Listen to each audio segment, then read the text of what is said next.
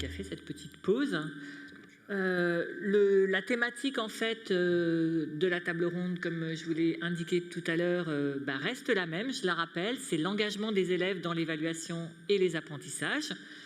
Et l'idée donc de nos trois nouveaux invités à la table ronde va nous permettre en fait d'aborder cette question-là à travers les 3 entrées qui les caractérisent scientifiquement. Donc je vais décrire les entrées et après je vous présenterai rapidement chacun des invités. Donc il y a la question en fait de ce qui se passe dans la classe, on l'a évoqué tout à l'heure, et ce qui se passe dans la classe ne peut se distinguer de la formation justement des enseignants. Ça a aussi été évoqué, donc ça permettra de boucler. On abordera cette question avec Yann Mercier-Brunel, qui est professeur d'université à l'université d'Aix-Marseille. Et il a travaillé donc sur ces questions d'évaluation. Il a produit avec Dominique Bucheton l'année dernière un ouvrage qui s'appelle « Formateur d'enseignants, un métier impossible ». Point d'interrogation, je précise. Et auparavant, il avait également produit avec Anne Jarot un autre livre qui s'intitulait « Activités évaluatives et accompagnement professionnel ». Donc voilà, il s'intéresse aux pratiques évaluatives des enseignants et comment les faire évoluer. Le deuxième axe, si je puis dire, par lequel les débats seront menés, c'est celui en fait des autres modalités de gestion de classe, des autres modalités de classe. On verra ça avec Vincent Fayet, qui est donc agrégé de biologie, écologie, santé. C'est comme ça que ça se dit? Bon. Et après avoir enseigné de nombreuses années, je voulais lui demander combien de temps, en lycée à Paris, il est depuis l'année dernière, il enseigne à l'ENVA, donc l'école vétérinaire de Maisons-Alfort. Mais Vincent a surtout expérimenté dans ses classes et promu le concept de classe mutuelle. Donc il nous en parlera et on verra comment à travers cette modalité de classe, en fait, l'engagement des élèves peut être différent. Pour finir, il n'y a pas d'ordre, mais c'est Margarita Romero qui nous fait le plaisir d'être avec nous, qui est également professeure des universités à l'université Côte d'Azur, mais également prof associée à l'université de Laval au Canada. Et Margarita a une entrée donc sur le numérique. Et on verra donc à travers le rôle du numérique. Alors, est-ce qu'on ira jusqu'à l'intelligence artificielle? Je la laisse nous indiquer ce qu'il en est. Mais en tout cas, l'entrée par le numérique pour penser et réfléchir à l'engagement des élèves dans l'évaluation et les apprentissages donc, sera portée par Margarita. Donc, je vous propose d'intervenir une dizaine de minutes chacun et ensuite on fera comme à la première table ronde, on prendra des questions et vous y répondrez comme vous aurez envie. Ça vous va? Alors qui veut commencer? Vincent, j'interprète ton geste comme un... Donc, Vincent Fayet. Oui, vous m'entendez, c'est bien? Oui. Donc bonjour à toutes et à tous. Je vais convoquer Ferdinand Buisson, puisqu'on en a déjà parlé un petit peu tout à l'heure, et manifestement il est invité au colloque, et c'est assez amusant parce que j'ai fait mon entrée dans ce thème de l'engagement des élèves grâce à Ferdinand Buisson. Alors il n'a rien écrit sur l'évaluation, par contre il a longuement écrit sur la salle de classe, et sa définition de la salle de classe. Alors de mémoire, c'est le lieu des apprentissages où les élèves sont nécessairement assis, immobiles et silencieux. Et j'ai eu cette image de la définition alors que j'enseignais devant des élèves en terminale. Et en fin de cours, je leur dis, mais finalement, moi mon lycée, c'était le lycée d'Orient à Paris, il datait de 1880. Et j'ai dit à mes élèves, finalement, on irait chercher un enseignant de 1880, on le mettrait dans la salle de classe, il ferait cours. Parce que rien n'a changé. Vous êtes assis, immobile, silencieux. J'ai toujours un tableau à crémaillère avec des craies. Il n'y a que le vidéoprojecteur qui peut détonner un peu, mais enfin bon, lui, il est un peu d'époque aussi, donc ça ne faisait pas trop de changements. Et j'ai mis au défi mes élèves de réfléchir à l'espace de la salle de classe pour penser l'enseignement de façon différente. Et alors, ils se sont pris au jeu et ils ont commencé à me faire des propositions de modifier l'espace de façon à ce qu'il puisse être un peu plus mobile. Et puis, ils ont commencé à vouloir aller au tableau. Puis, finalement, on s'est retrouvés à écrire sur les murs, à poser des tableaux sur les murs et à complètement repenser l'espace et à complètement repenser la pédagogie et à complètement repenser l'engagement. Et au final, on s'est rapproché de ce qui existait depuis fort longtemps, qui s'appelle l'enseignement mutuel, qui a connu son apogée en France et dans le monde d'ailleurs au XIXe siècle, avant que de disparaître pour des questions politiques, on va dire, dans les années 1833. Et donc c'est une autre forme, enfin, c'est une forme d'engagement des élèves dans leurs apprentissages, et c'est quelque chose qui fonctionne très bien. Mais avant d'aller plus loin, je voudrais revenir sur le fait que c'est une antienne classique dans le système éducatif que de mettre les élèves en activité. Alors, si on pose un jalon, on l'a cité tout à l'heure, on peut citer Jospin en 1989. Sauf que moi je fais la distinction entre l'engagement forcé et l'engagement fortuit. En 1989, on nous disait qu'il faut mettre l'élève au centre des apprentissages, que l'élève soit acteur. Alors c'est bien d'être acteur, mais si l'activité consiste à réciter un texte écrit par d'autres, c'est peut-être pas la meilleure façon pour donner du sens aux apprentissages. Et moi je préfère que mes élèves soient acteurs, réalisateurs et metteurs en scène. C'est-à-dire que je leur donne un certain degré de liberté dans leur façon de travailler.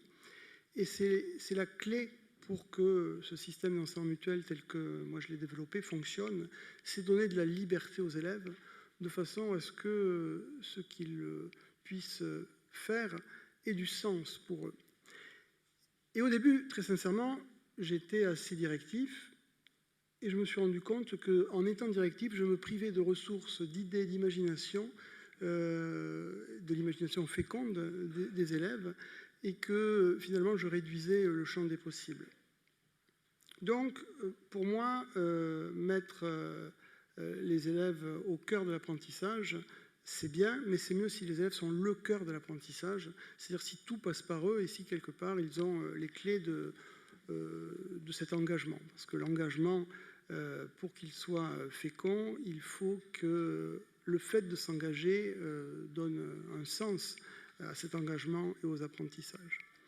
Donc ça, c'est le premier point sur lequel je voulais commencer mon intervention, c'est l'idée de laisser un certain degré de liberté aux élèves. Alors, dans cette pratique d'enseignement mutuel, bien évidemment, la question de l'évaluation se pose. Alors, elle ne se pose pas au sens où nous, en tant qu'enseignants, on l'entend. Elle se pose dans le sens où je vais évaluer ce qu'un autre m'a expliqué, sur quels critères je vais évaluer la pertinence de sa réponse à ma question, comment je vais auto-évaluer ce que j'ai appris, ce que l'on m'a indiqué. Donc ça, c'est un premier volet, on pourra en reparler si vous voulez tout à l'heure, mais je voulais terminer cette courte intervention sur la question de l'évaluation au sens de l'enseignement. Moi, en tant qu'enseignant, je ne connais de choses plus complexes, plus difficiles, plus injustes même, je dirais, que l'évaluation, en fait. Et c'est d'ailleurs ce qui donne ses lettres de noblesse à cet acte d'évaluer, c'est sa complexité. Complexité à une condition, c'est que cette évaluation soit dans le cadre du soutien de l'apprentissage. L'évaluation doit être au service de l'apprentissage. Et dans ce cadre-là, mon Dieu, c'est la chose la plus complexe moi, que j'ai pu rencontrer dans la pratique professionnelle. Le problème, c'est que très rapidement, le système fait que l'évaluation devient une fin en soi. Et lorsque l'évaluation devient une fin en soi, eh bien, elle vampirise l'acte d'apprendre, elle vampirise le plaisir d'apprendre aussi. Je crois qu'il doit y avoir des parents parmi nous, moi-même. Je ne pense pas qu'il y ait beaucoup d'enfants qui rentrent à la maison et qui entendent une phrase du style « Alors, qu'as-tu le plaisir d'apprendre aujourd'hui ?» Par contre, et moi le premier, disent « Alors, tu as eu des notes aujourd'hui ? Tu as réussi ton contrôle ?» Et ça, c'est terrible. C'est terrible parce que quand vous mettez un enfant dans une classe, eh bien, il va réagir en rapport de ce qui lui semble important. Et ce qui est important aux yeux des parents, malheureusement, alors je fais peut-être une généralité, mais ce n'est pas tant le plaisir d'apprendre que d'avoir de bonnes notes. Alors que le plaisir d'apprendre est vraiment le moteur fondamental de l'apprentissage. Et ça, c'est vraiment ancré chez les parents. Je vais vous raconter une anecdote très rapidement. Mon Benjamin était en CE1 et donc il fait une fête d'anniversaire chez nous. Et à un moment donné, je suis un peu taquin, je dis à tous ces petits camarades, bon, vous prenez une feuille, on va faire une dictée de mots, parce que la directrice de l'école autorise les anniversaires à condition qu'il y ait un petit temps de travail. Donc j'étais très sérieux, ils ont tous pris une feuille, et ils ont fait ce que je disais. Alors en plus, je connaissais les mots du jour, donc c'était très crédible, et donc ils ont copié les mots du jour, que j'ai fait corriger d'ailleurs, évaluer par mes deux autres fils. Et j'ai raconté cette anecdote aux parents. Vous savez ce que m'ont demandé les parents? Et je vous jure que c'est vrai. Les notes. Combien ont-ils eu à cette dictée de mots? Et je vous jure que certains parents sont repartis avec la feuille écrite par leurs enfants. Donc tout ça pour vous dire que le chemin est encore long. On en reparlera. Merci. Merci Vincent. Alors, Margarida? Oui, avec plaisir. Oui. Donc tout d'abord, un grand merci pour l'invitation. Ça me fait vraiment plaisir de pouvoir être avec vous et de connaître davantage ce mouvement. Quand j'ai connu qu'il y avait un mouvement qui visait justement que l'évaluation puisse être au service de l'émancipation des élèves et qui s'inquiétaient vraiment sur ça, je me suis dit, mais c'est vraiment bien. Je pense que ça pointe un élément qui est très fort parce qu'on est quand même dans un contexte où voilà, les nouvelles éducatives sont très tournées vers des indicateurs, vers des performances, PISA, etc. Et on ne questionne pas l'évaluation. Donc quand on se met à s'inquiéter sur PISA, c'est qu'on dit que PISA c'est bien. Et on devrait déjà se demander qu'est-ce qui fait PISA et est-ce que PISA est un bon indicateur. Moi, je vous parle depuis une perspective, mon accent n'est pas niçois, donc je travaille à Nice, mais j'ai grandi dans un contexte éducatif post-franquiste, donc c'était l'école qui visait à développer des citoyens, éduquer des nouveaux citoyens à la démocratie, ce qui n'était pas gagné après des années franquistes, et on a vécu un mouvement de renouveau pédagogique qui a été vraiment très très intéressant, ce qui m'a donné par la suite envie de continuer en éducation. Et par la suite, j'ai travaillé au Québec, donc, qui est une culture francophone qui a à la fois certains éléments des cousins français et certains éléments nord-américains. Et depuis 7 ans, donc, je travaille à Nice et toujours au long de ma carrière, donc, je travaillais dans la formation des enseignants, donc, sous une perspective socio-critique du numérique. Donc, je suis parfois la dernière à voir les technologies. Donc, ce n'est pas parce que je travaille dans le numérique que je suis pour les numériques. Donc, sur l'évaluation, je voudrais apporter des éléments. Donc, mes anecdotes, elles s'appellent une ChatGPT. Donc, je voudrais savoir combien d'entre vous ont utilisé cet outil-là. OK. ChatGPT. Alors, donc, c'est quoi ce ChatGPT? Donc, parce que certains d'entre vous n'ont pas joué avec ça. Donc, c'est un outil qui, en fait, si on met un enfant de 7-8 ans devant cet outil, il va commencer à lui poser des questions. Donc, je ne sais pas, Diane, quelle est la question que tu as posée à ChatGPT la première fois? C'était pour faire un cours sur l'évaluation. Je voulais voir ce qu'il allait me dire. Ok. Donc très souvent, voilà, on les prend comme un compagnon. Mais c'est très intéressant de regarder les enfants. Donc ChatGPT, c'est un modèle de langage. Okay, donc il a absorbé, sans beaucoup de scrupules, plein de documents, plein de sources qui étaient en ligne. Et par la suite, donc, ils ont développé avec une quantité de paramètres que peut-être ce n'est pas les niveaux de paramètres avec lesquels nous, humains, fonctionnons, qui permet donc de faire un modèle prédictif des langages et donc de sortir des réponses qui sont assez époustouflantes, okay, mais qui ne sont quand même pas... voilà, on demande à ChatGPT, par exemple, est-ce que dans les restaurants, on balaye ce midi, est-ce que les croque-monsieur, il est bon? Et puis, il va donner une réponse. Or, c'est une machine. qu'est-ce qu'elle fait cette machine? Elle utilise des connaissances qui ont été absorbées et elle fait semblant de comprendre et d'avoir même un goût, ce qui est totalement une hallucination à partir de données. Mais malgré tout, ces types d'outils, ce sont des outils qui sont en train de faire une grosse disruption. Donc, j'aborderai ça. Mais avant, les petits princes. Donc, les petits princes restent, je pense, un de nos guides pour considérer aussi l'usage du numérique. Il y a cette anecdote où les petits princes rencontrent les marchands, un marchand, et puis les marchands lui disent, voilà, on a inventé une pilule.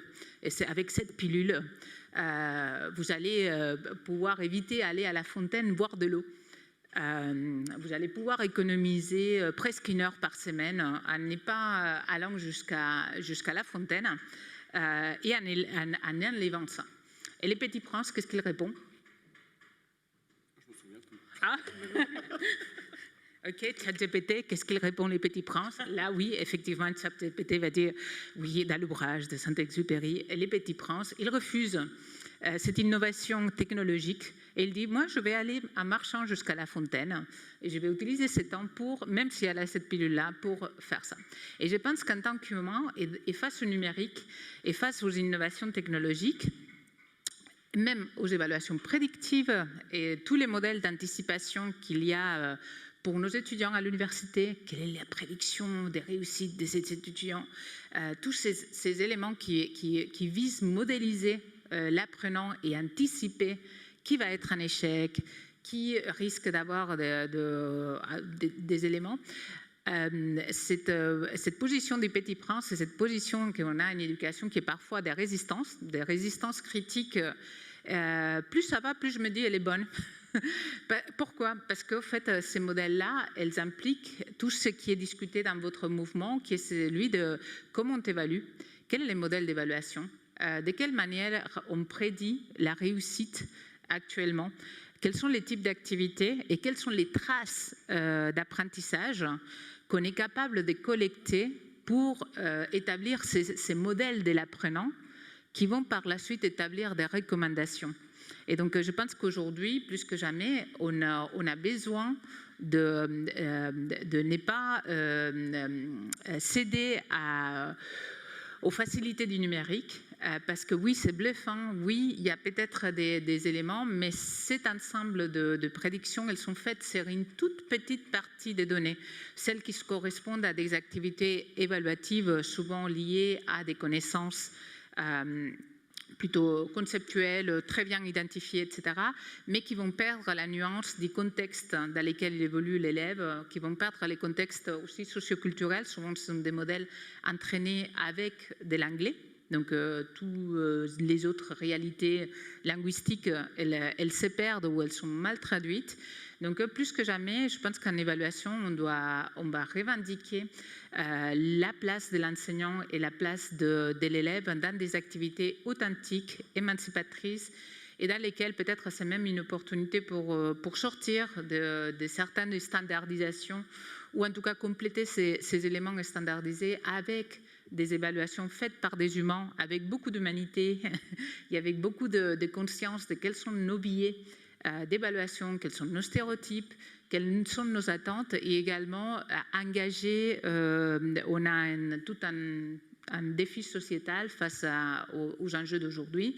On a beaucoup d'incertitudes et on a besoin de recréer des narratives qui créent de l'espoir actif, qui permettent de se projeter et de permettre aux élèves de tout âge de se dire qu'on est capable d'agir sur notre avenir, qu'on est capable de croire dans nos efforts et dans ce qu'on peut arriver à faire par l'éducation, et qui permettent donc de pouvoir croire dans ce contrat éducatif qui a permis pendant des décennies donc de faire avancer notre société, et qui parfois, dans ce moment de relativisme, des crises différentes, etc., parfois il est questionné. Donc je pense qu'en tant qu'acteur éducatif, on se doit de parfois décélérer, faire de l'humain et revendiquer l'humain, jamais accepter qu'un enseignant, aucune activité enseignante devrait être remplacée. Un enseignant doit pouvoir dire qu'est-ce qu'il utilise ou pas en classe en tant qu'outil.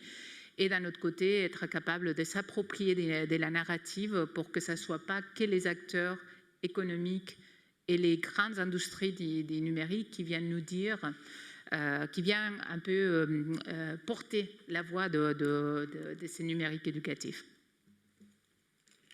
Merci Margarida, ça fait plaisir d'entendre ces propos justement à l'heure où aujourd'hui, voilà, il y a une grande crainte et puis il y a cette vision de l'élève ou de l'étudiant qui est une vision tellement peu émancipatrice. Donc je vais laisser la parole maintenant à Yann. Merci Brunel. Merci Nathalie. Alors j'ai essayé, comme les autres, de respecter la consigne sur la question de l'engagement de l'élève dans les apprentissages et l'évaluation au prisme de la recherche, et donc de mes travaux de recherche, évidemment, puisque je ne me permettrai pas de m'exprimer de façon générale. Juste commencer par dire qu'effectivement, les compétences d'évaluation ou d'évaluateurs sont sans doute parmi les plus compliquées, et que dans les référentiels de compétences, quand souvent on doit titulariser, on participe à la titularisation ou l'évaluation des professeurs stagiaires, cette compétence P5, pour tous ceux qui connaissent notre grille, est une compétence qui est très très compliquée à évaluer. Et très souvent, ce sont des discussions qu'on a avec les inspecteurs sur où est-ce qu'on pose le jalon dans le niveau acceptable sur l'évaluation. Et souvent, on est très modeste en réalité parce que c'est très très compliqué. Et votre question tout à l'heure, monsieur, sur justement, on sait que c'est compliqué parce que on est en plus dans une urgence quand on débute, et que par expérience, quand on fait de la formation sur l'évaluation, on est très prudent quand on a des jeunes enseignants parce il y a une urgence de gestion de classe, de maîtriser les savoirs, etc. Et que l'évaluation, souvent, elle va supposer d'avoir un peu de recul, un peu de sérénité, et c'est assez compliqué. Dans mes travaux, mes travaux s'appuient sur un principe qui est une distinction de la logique de performance et de la logique de maîtrise. Donc c'est une distinction que mes collègues chercheurs connaissent et qui rejoint un petit peu, c'est toujours très intéressant d'entendre tout à l'heure Alain Boissineau sur ces questions d'émulation. Cette logique de performance dont l'objectif serait de performer, d'avoir une bonne note, et donc finalement, quelque part, d'avoir une note meilleure que les autres, ou en tout cas comparable aux autres favorablement. Et on est ici dans le colloque dont André Antibi est une figure tutélaire, et pour le coup, de nombreux effets de cette performance ont été totalement dénoncés par André Antibi, avec toutes les propositions et tout le regard qu'on connaît. Cette logique de maîtrise, à côté, elle est l'idée qu'on va travailler pour progresser. On revient sur l'émulation qui était donnée sur cette idée d'être son propre jalon, et donc d'essayer d'aller vers le mieux par rapport à soi. Et du point de vue de l'évaluation, je vais dire une évidence, mais on associe souvent cela à l'idée de l'évaluation formative, qui est un mot qu'on utilise beaucoup et qui est quand même qui a une part importante dans la culture de l'évaluation, qui a une part importante en France, puisque les textes, si je prends simplement les textes qui encadrent la réforme du lycée et tous les documents d'application qui ont été proposés par l'inspection générale, ce mot d'évaluation formative arrive régulièrement, alors à côté de l'évaluation certificative certes, mais arrive régulièrement comme une évidence pour articuler l'évaluation et l'apprentissage. Du côté de la recherche, puisque c'est à ce titre-là que je m'exprime, c'est en tant que chercheur, depuis quelques années, la recherche internationale associe l'évaluation formative au soutien à l'autorégulation de l'élève. Donc tout à l'heure, vous parliez, madame, de l'autorégulation, donc ça, effectivement, moi, c'est quelque chose qui me parle. Panadero a fait plusieurs articles où il synthétise un petit peu ce qui se fait, et que l'on parle d'évaluation formative, que l'on parle d'assessment for learning, que l'on parle au Canada d'évaluation soutien de l'apprentissage, on va utiliser différents termes. Finalement, la recherche et la plupart de la communauté des chercheurs arrivent à l'idée que, actuellement, une évaluation, elle est formative si elle aide l'élève à s'autoréguler. C'est-à-dire si elle aide l'élève à porter un regard évaluatif sur ce qu'il fait et à agir en fonction de ce regard évaluatif pour améliorer ses stratégies, aller chercher des ressources, bref, être acteur. Et puisque le thème est sur l'engagement de l'élève, on rejoint ici de façon assez évidente le fait qu'une évaluation formative au sens de la recherche actuelle, c'est une évaluation qui engage l'élève parce que c'est une évaluation qui va l'outiller, l'accompagner. Alors évidemment pas sur un claquement de doigts. On sait très bien que l'autorégulation passe souvent par des phases de co-régulation entre élèves, avec l'enseignant, avec différentes personnes qui vont pouvoir accompagner l'élève pour porter un regard sur ce qu'il fait.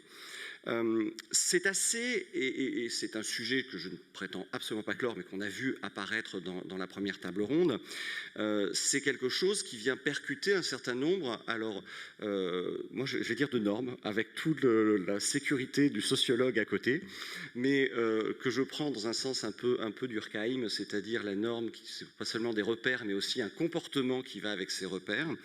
C'est un article que j'ai publié en 2023 sur un certain nombre d'entretiens qui avaient été menés avec des enseignants, qui montrent que finalement il y a un certain nombre de normes dans l'évaluation. Alors c'était des enseignants du second degré, donc c'est un peu moins, c'était des enseignants de collège, justement dans le cadre des différents socles communs et différentes évaluations, qui mettaient en évidence que 3 normes apparaissaient quand les enseignants évaluaient de façon importante, en tout cas dans leur discours. 1, qu'on percevait l'évaluation comme une épreuve d'évaluation. Donc l'évaluation, c'est une épreuve, c'est un temps limité, c'est avec un sujet qui est ramassé, qui est évalué. Et tout à l'heure, quand mon collègue parlait de vampiriser par l'acte de l'évaluation, la recherche dit mais l'évaluation c'est plus un processus qu'un acte, c'est-à-dire le fait de donner un exercice à mes élèves et de circuler dans les rangs pour regarder ce que font mes élèves, c'est un acte évaluatif et pour autant je leur ai pas mis un chronomètre sous le nez en leur disant top chrono, vous avez 1 heure, dans 1 heure vous posez les stylos. Donc d'où l'effet, vous parliez du stress. Tout à l'heure, le stress était arrivé. C'était vous, madame, qui parliez du stress. Oui, évidemment. Si je suis sur une épreuve d'évaluation, je suis stressé.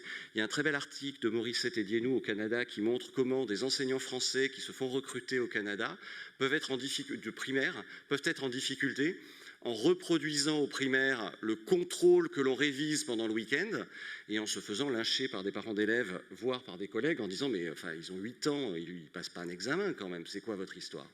Donc on a des conceptions, et vous parliez d'éléments culturels, évidemment qu'on est dans une histoire très solide, et que être dans une histoire, c'est toujours une arme à double tranchant, c'est qu'on a un gros passé, mais on a aussi des grosses normes. Des normes en tout cas très prégnantes.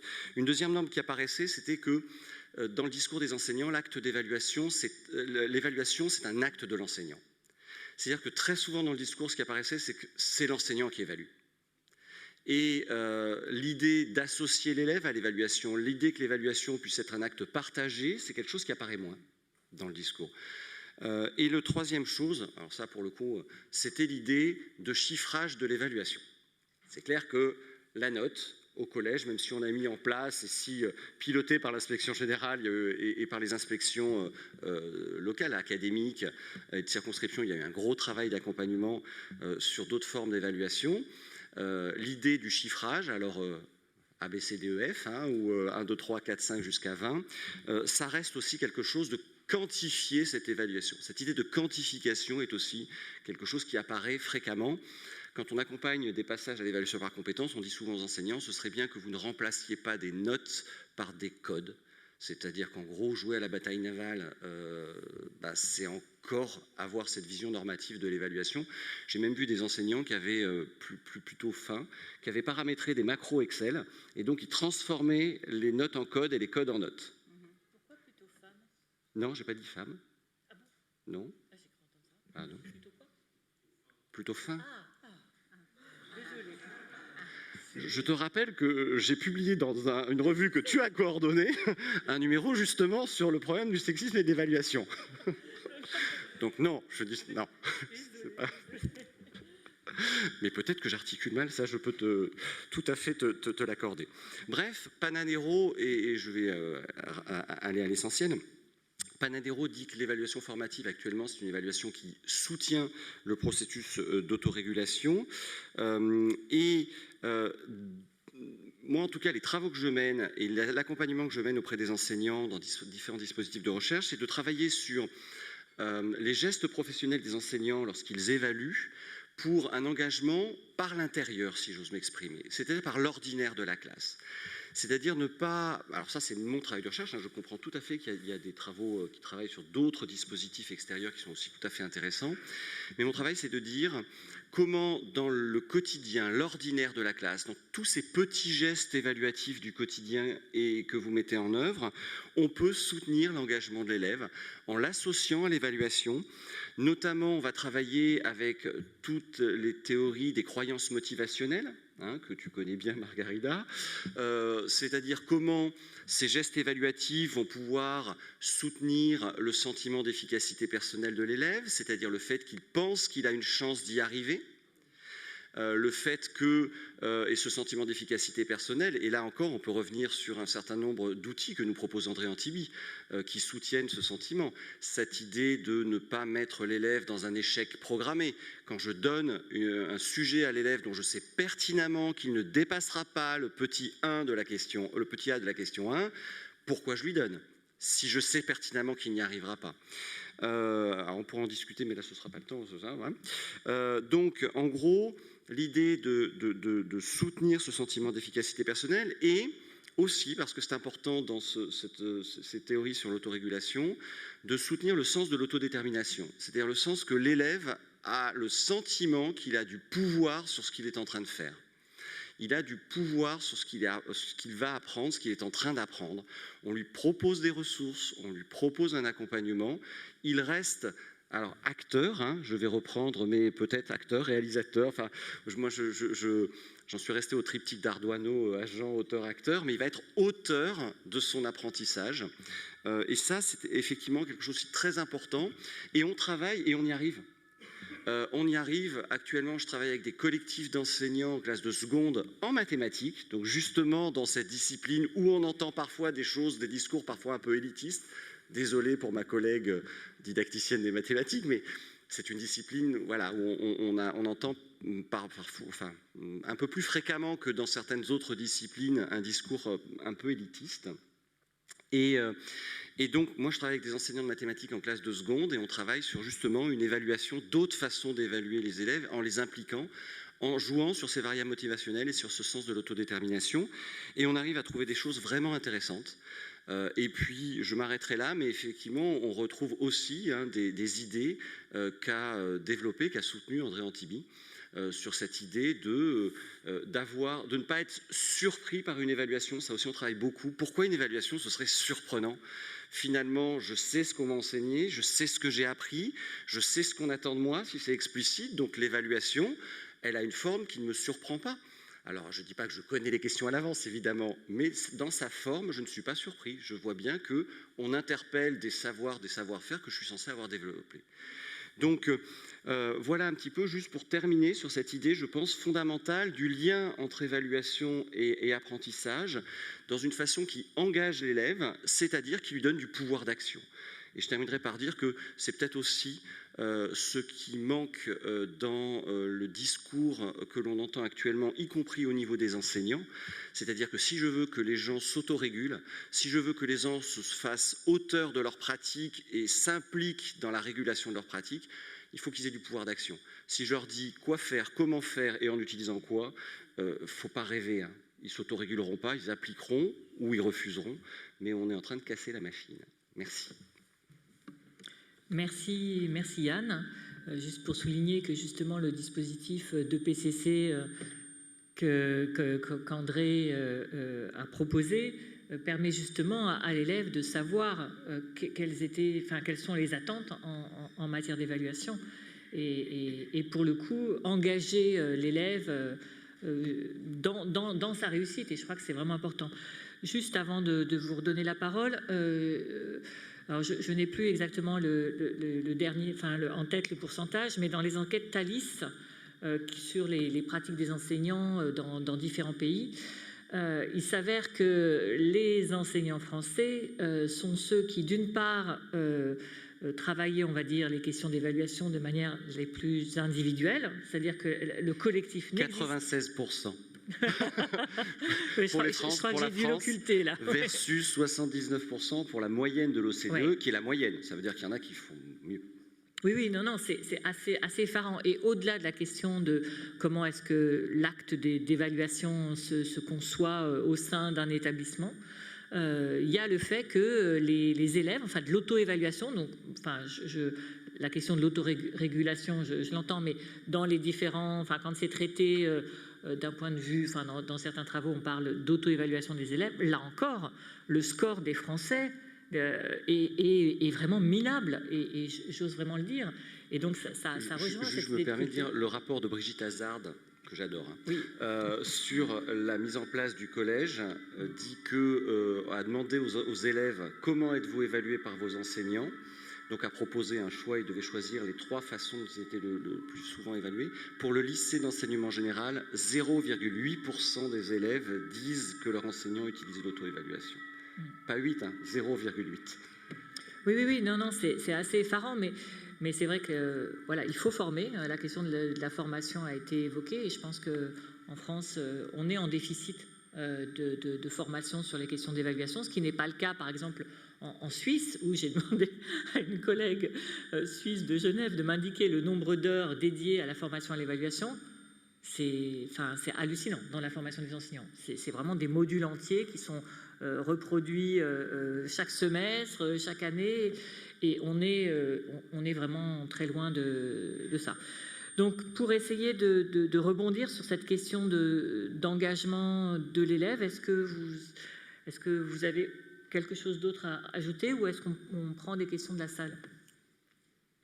Vincent, est-ce que tu veux rajouter quelque chose ou... Non, je pense que j'ai dit l'essentiel. Pour moi, c'est la liberté qui est importante, et c'est de viser, avant d'évaluer, c'est viser vraiment le plaisir d'apprendre. Ça, c'est une clé qui est fondamentale et qui n'est pas facile, parce que le plaisir d'apprendre, on le perd assez vite, malheureusement. Donc, s'il y a des questions, avec grand plaisir. Margarita? Non? Juste un élément, vu que tu as cité Panadero, on a fait une étude donc, sur les effets de... Voilà, si on a le temps et que il faut une culture évaluative, et la culture évaluative, ça dépend aussi de qu'est-ce qu'on considère pertinent à l'école. Donc, ça demande beaucoup de temps. Et donc là, l'étude qu'on avait fait à Barcelone, c'était sur... il y a beaucoup de freins, parce qu'on peut penser par exemple que l'évaluation entre les pairs, même les bons élèves résistent à ça, parce qu'ils se disent que ça va être moins bien fait que par un enseignant. Mais c'est un outil de formation qui est vraiment très intéressant. Et donc, dans les processus, c'est l'ensemble du cycle. Et donc, là, cette année, comme Yann nous a quittés de Nice, donc j'ai dû reprendre une partie de ses cours. Donc, je suis venue remplir des trous laissés par Yann. Et donc, on a fait les processus au complet avec nos enseignants à l'INSPE de Nice. Donc, les premiers, ça a été de construire ensemble les critères d'évaluation, donc tous ces processus de construction qu'on anime à faire également avec les élèves, parce que déjà, dans ces processus-là, on est en train de s'approprier l'activité, on est en train de négocier les paramètres, etc. Mais c'est frappant, parce qu'en fait, c'est une activité qui est assez codée. Donc, le fait de vraiment amener même la démarche participative de construire l'outil d'évaluation et de les penser même comme une activité en classe qui va servir à avoir des critères pour s'autoréguler par la suite était complexe. Et par la suite, il faut déconstruire, et ça, c'est l'étude qu'on avait fait, déconstruire le fait qu'il y a des biais. Et étonnamment, ce qui sort, c'est, bon, étonnamment pour la perception par défaut des enseignants, c'est que l'évaluation, il va y avoir des élèves qui vont s'évaluer un peu trop positivement, et au contraire, l'auto-évaluation a tendance, en fait, en tout cas dans cette étude-là et dans d'autres qui ont sorti par la suite, à être une évaluation beaucoup plus sévère que celle réalisée par l'enseignant. Donc, je pense que c'est très intéressant, notamment les démarches d'évaluation multiples dans lesquelles voilà, il y a l'auto-évaluation, l'évaluation par les pairs, l'évaluation par l'enseignant, même parfois des évaluations externes. Et ces démarches-là dans lesquelles on peut faire réfléchir aux élèves et aux enseignants sur pourquoi on a ces différents biais sont très intéressantes. Est-ce que les différences de notation, enfin d'auto-évaluation, est-ce qu'il y avait des différences filles-garçons? On avait, côté enseignant, majorité de femmes, donc éducation primaire, donc on n'a pas allé côté genre. Par contre, à l'école primaire, c'était légèrement plus dur, plus sévère sur les filles, mais pas significativement. Donc, mais il reste que voilà, il y a toute une narrative intériorisée, donc voilà, il y a tout un travail à faire, et aussi de cette, en tout cas au Canada, je sortais beaucoup la mentalité de croissance, de côté, on est nos efforts, il faut vraiment, voilà, il ne faut pas se considérer intelligent ou nul de manière fixe.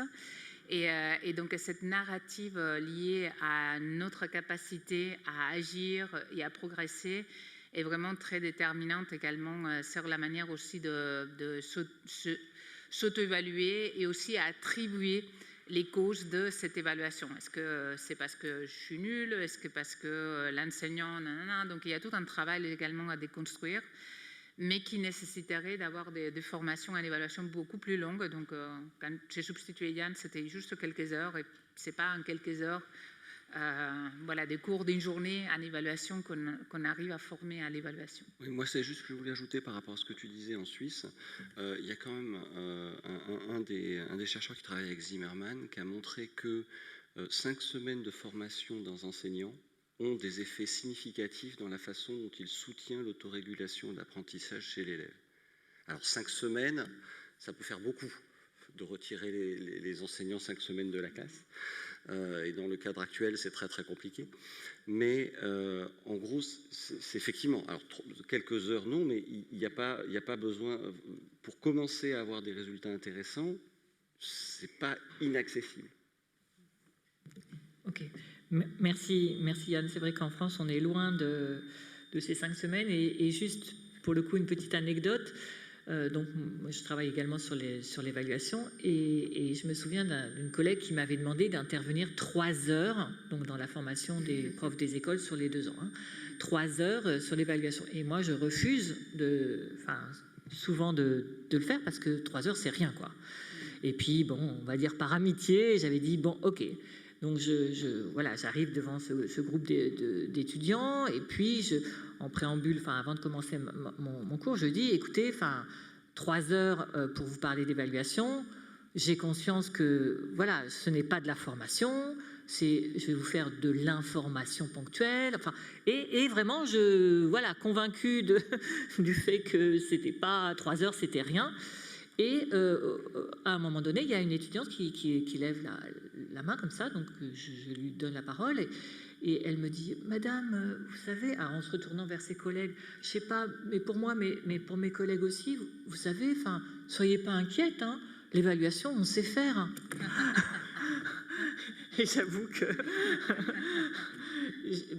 c'est ça aussi, on parlait de culture de l'évaluation, c'est vrai que les futurs enseignants ou enseignants ont tellement subi l'évaluation qu'en fait ils se disent bon bah ça m'a plu, ça je veux le faire, ça non je ne ferai pas ça, et ils reproduisent, mais il n'y a pas, la question de la formation elle est vraiment essentielle, et je crois que pour permettre aux enseignants de permettre à leurs élèves de s'auto-évaluer, il faut qu'ils soient formés et outillés. Mais bon, alors, dans la salle peut-être maintenant.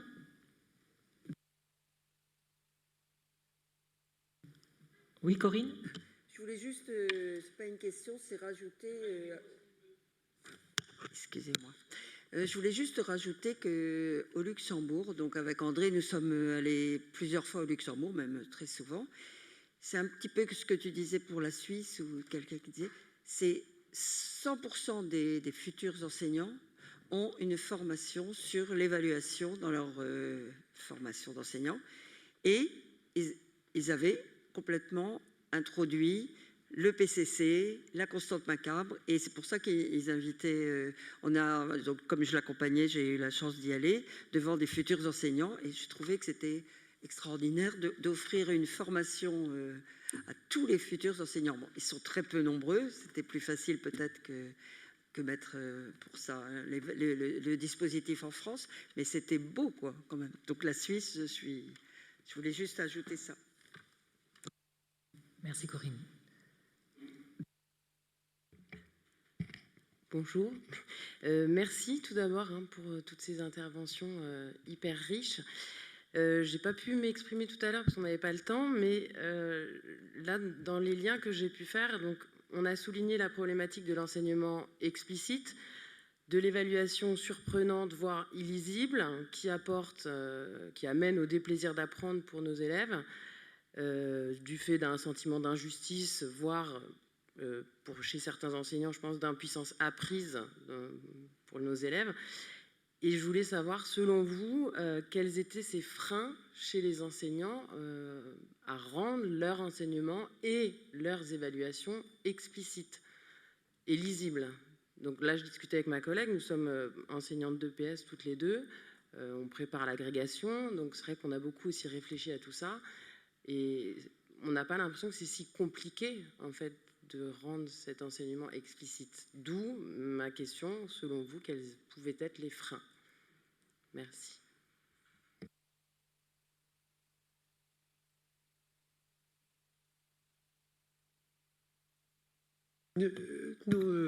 Effectivement, je voudrais rebondir, aller un petit peu plus loin sur cette histoire d'enseignement explicite. Personnellement, j'ai regardé l'arrivée de l'enseignement explicite un petit peu partout avec beaucoup d'inquiétude.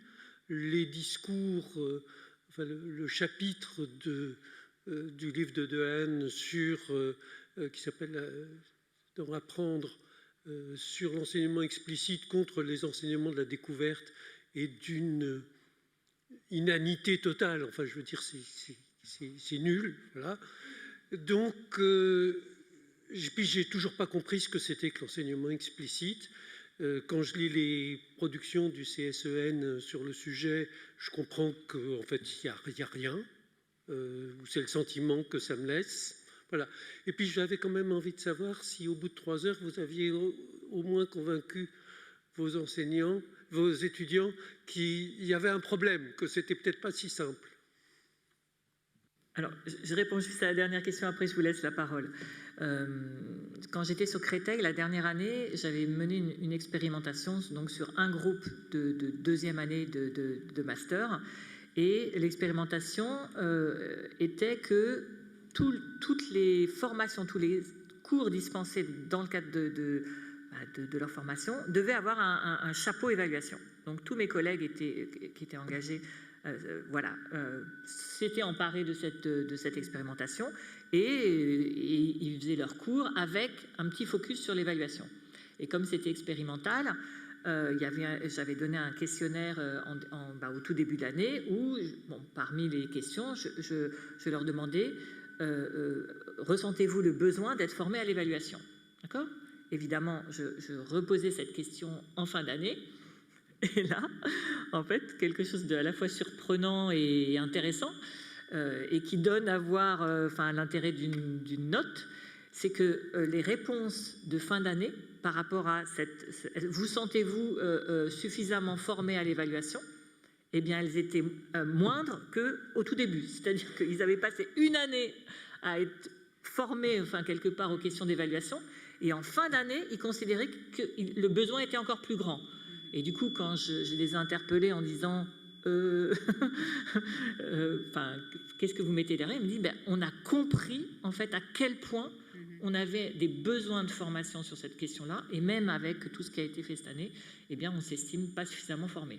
Alors, j'étais contente de ce résultat, sauf que quand on fait une expérimentation et que du coup, on compare des résultats, voilà, je finis là-dessus, mais je vous laisse la parole, bien évidemment. Je vais juste essayer de répondre sur l'enseignement, comment le rendre explicite. Ça, c'est un véritable problème de l'éducation, c'est qu'il y a beaucoup d'implicite dans l'éducation.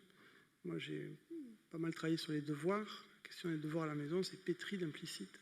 La difficulté, c'est est-ce qu'on sait décoder cet implicite ou pas? Et donc là, après, il y a une question sociétale qui se met derrière. C'est que certains élèves ont cette capacité à décoder l'implicite parce qu'ils sont dans des milieux socioculturels qui leur ont donné cette éducation-là. Et d'autres ne sont pas dans ces milieux-là, ne savent pas décoder cet implicite. Et ça, c'est vrai dans la forme scolaire telle qu'elle est actuelle. Elle est basée sur une relation orientée entre l'enseignant et un élève. Donc c'est là où il y a ce besoin de décodage.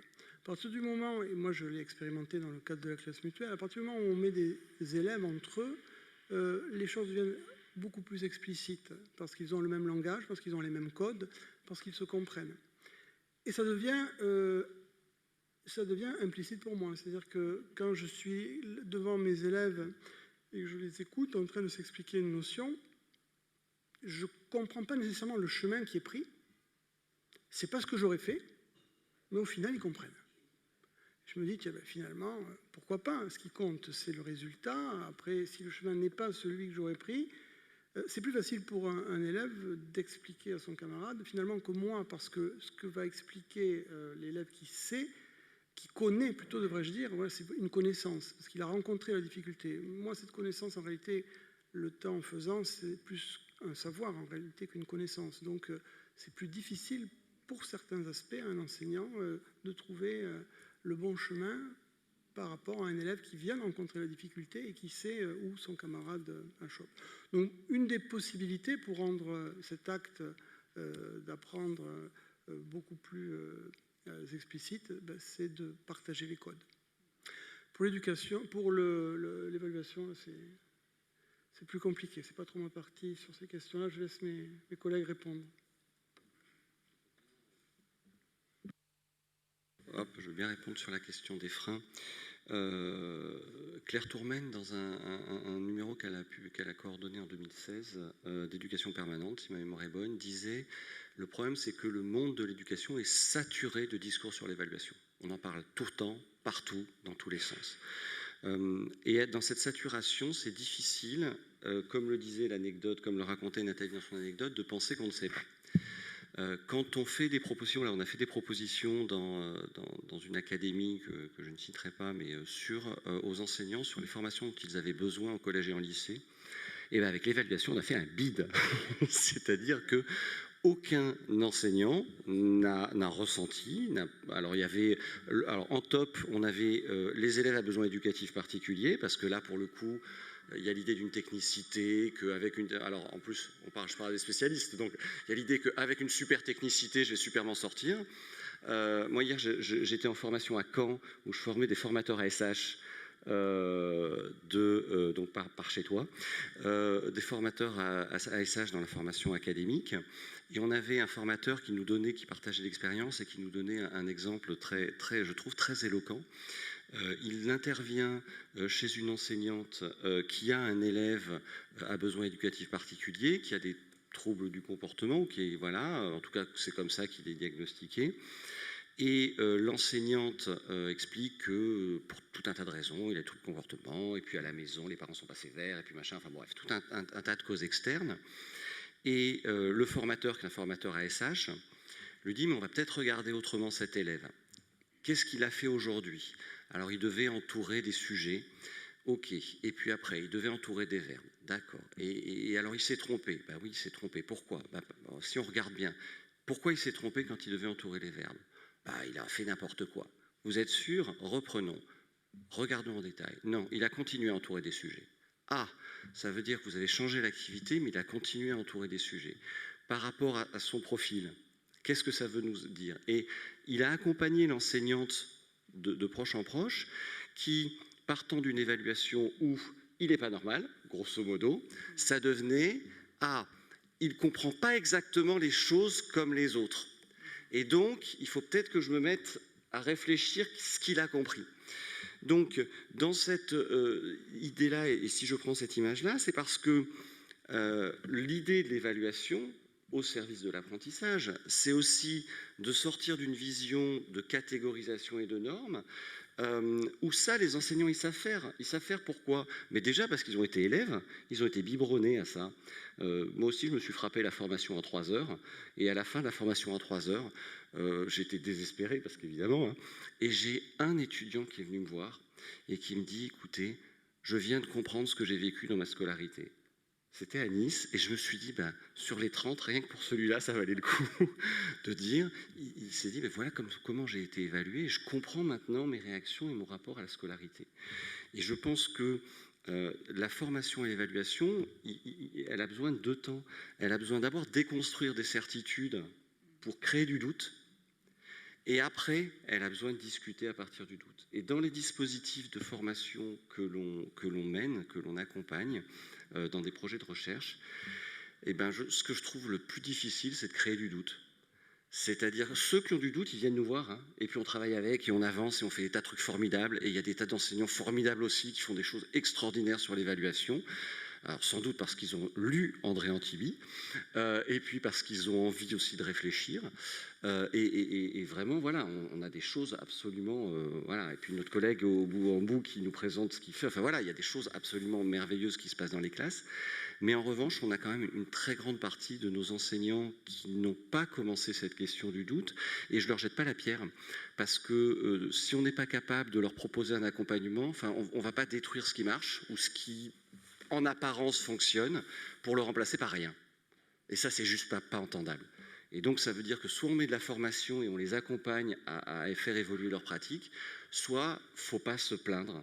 C'est-à-dire que si on ne met pas les moyens d'accompagnement, il ne faut pas se plaindre qu'on ait des résultats pas très bons et que nos élèves, parce que là, tu as été sympa, Nathalie, mais tu n'as pas signalé dans PISA les élèves qui disent, le pourcentage d'élèves français qui pensent que les enseignants sont là pour les aider.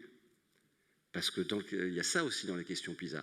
Et quand on regarde au niveau des élèves français, les élèves français, pour une partie beaucoup plus importante que dans les autres pays de l'OCDE, pensent que l'enseignant, il n'est pas là pour les aider. Il est là pour enseigner, et puis voilà. Donc, il y a quand même une mésentente forte, et je terminerai par citer aussi les travaux de Isaïeva et de Crae, qui ont étudié des classes et qui ont posé des questions, des mêmes classes, hein, et qui ont posé des questionnaires aux élèves et aux enseignants sur l'évaluation formative. Et on se demandait à la fin s'ils étaient dans les mêmes classes, s'ils vivaient la même chose. Parce que les enseignants étant convaincus d'en faire, et les élèves étant convaincus qu'il n'y en avait pas. Donc il y a vraiment tout un travail, un énorme chantier à faire, et je pense que des gens comme André Antibi ont vraiment ouvert des brèches et ont en plus médiatisé ces brèches, ce qui est très bien parce qu'il a posé ça sur la place publique, mais maintenant il y a le travail derrière, et moi je suis désespéré que certains ne soient plus recteurs. Mais bon. Ok, Claude voulait poser une question ou réagir? Oui, en fait, je voudrais réagir et poser une question suite à Vincent. Oui, réagir. D'abord, je me présente, je ne sais pas si je suis connu, je suis ancien enseignant, ancien proviseur. Et il se trouve que, alors que j'étais à la retraite, j'ai présidé le collectif Inversons la classe. Et je voulais réagir un petit peu au concept de ces nouvelles pratiques pédagogiques. L'évaluation est intimement liée, bien évidemment, aux pratiques pédagogiques. On ne peut pas penser une évaluation si on n'a pas effectivement pensé et mis en œuvre ces pratiques pédagogiques. Par rapport à ce que disait Vincent, je voudrais lui dire, d'ailleurs il le sait, que j'ai eu le plaisir d'être dans sa classe, de filmer sa classe mutuelle. Ce film se trouve sur YouTube, vous pouvez le trouver, il s'appelle tout simplement, je crois, La classe mutuelle de Vincent Fayet, je crois que c'est comme ça que ça s'appelle. Pas tout à fait ça? C'est la classe... Ah, c'est peut-être tablette aussi, oui, parce qu'il y en a eu deux. Enfin, bon, ceci étant, je pourrais donner l'information tout à l'heure, on peut les trouver. Et j'ai également eu la chance de filmer dans des salles de classe le comportement des élèves, tout niveau, jusqu'en classe préparatoire grandes écoles, et bien sûr le comportement des enseignants. Et j'ai constaté ce que tu as dit, c'est qu'effectivement, beaucoup d'élèves, la plupart des élèves, des étudiants ont dit, oui, il y a des moments où on ne comprend pas tout à fait ce que dit le professeur, et c'est la raison pour laquelle on interroge nos camarades. Et ce que nous expliquent nos camarades, je ne suis pas certain que le professeur comprendrait, mais nous on comprend. Et je pense qu'il y a ces codes-là sont, je pense, implicitement maîtrisés par les élèves. Je voudrais dire aussi que l'ensemble des enseignants que j'ai accompagnés, enfin, auprès de qui j'étais et qui pratiquaient les classes inversées, avaient pour principe, un certain nombre de principes. C'est d'abord donner du pouvoir d'action aux élèves, l'apprentissage par les pairs pour les élèves, mais également l'apprentissage par les pairs pour ce qui est des enseignants. Et j'ai pour ma part été extrêmement surpris, c'est là où j'ai découvert la classe inversée. Lorsque j'ai été invité au lycée Montaigne, je crois que c'était en 2017, pardon, le premier congrès de la classe inversée qu'ils appelaient le CLIC, un amphithéâtre du lycée Montaigne, à peu près 200 places, bourré, c'était fin du mois de juin, bourré, rempli d'enseignants, toute discipline, tout niveau d'enseignement, dans une amphithéâtre surchauffé. Ils étaient venus à leurs frais faire de la formation continue entre pairs. Alors même que j'avais pu vivre des séances de formation organisées par une institution où on y allait un peu à reculons sur des sujets auxquels on n'avait pas du tout participé. Et je pense que là, c'était la réalité de la vraie formation continue au service des enseignants par les pairs. Et donc, oui, effectivement, je pense qu'il faut revoir cette façon de mettre en place la relation enseignant-apprenant. Et ça ne peut appartenir, me semble-t-il, qu'aux enseignants. Et je crois qu'effectivement, si vous questionnez sur la classe flexible, qui est en fait des appellations, on en trouve beaucoup d'appellations. Vincent a inventé la classe mutuelle, je crois que c'est... Enfin, inventé, à réinventer. Inversion de la classe n'existe plus, mais il existe toujours des collectifs qui travaillent ensemble, d'enseignants, pour faire en sorte que cette relation enseignant-enseigné s'adapte à des réalités sociologiques et peut-être s'adapte aussi à la réalité numérique, mais je poserai la question à Margarida tout à l'heure. Merci Claude. Alors pour essayer de rester dans les temps, je vous propose à chacun et chacune de vous un mot de clôture de cette riche table ronde et matinée.